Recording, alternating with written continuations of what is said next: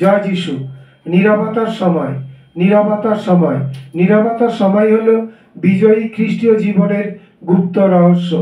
এটি বাদ দিলে আত্মিক বিপর্যয় অবশ্যম্ভাবী। প্রভাতের নীরবতার সময় সম্বন্ধে অব্রাহামের উৎকৃষ্ট দৃষ্টান্ত। তিনি অতি প্রত্যুষে ঘুম থেকে জেগে উঠতেন। এটি হলো সর্বোৎকৃষ্ট অভ্যাস। ঈশ্বরের সঙ্গে সাক্ষাতের জন্য তার একটি নির্দিষ্ট স্থান ছিল। আমাদের তা থাকা উচিত। এটি তার প্রাত্যহিক অভ্যাস ছিল, খামখেয়ালিভাবে নয়।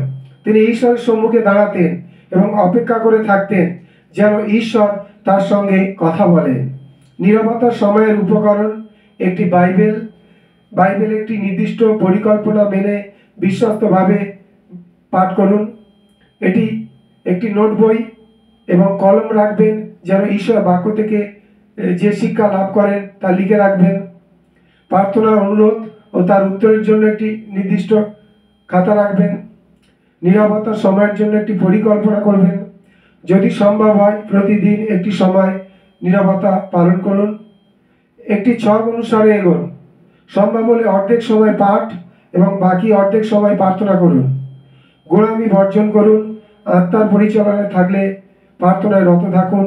যদি বাক্য নতুন আলোর সাথে উজ্জ্বল হয়ে ওঠে তাহলে পাঠ চালিয়ে যান ও পূর্ণতা লাভ করুন। এখানে একটি ধারা দেওয়া হলো: সংক্ষিপ্ত প্রার্থনা, বাইবেল পাঠ, তারপর প্রার্থনা। বাক্যই হলো প্রার্থনা এবং বিনতির ভিত্তি। জয় যিশু।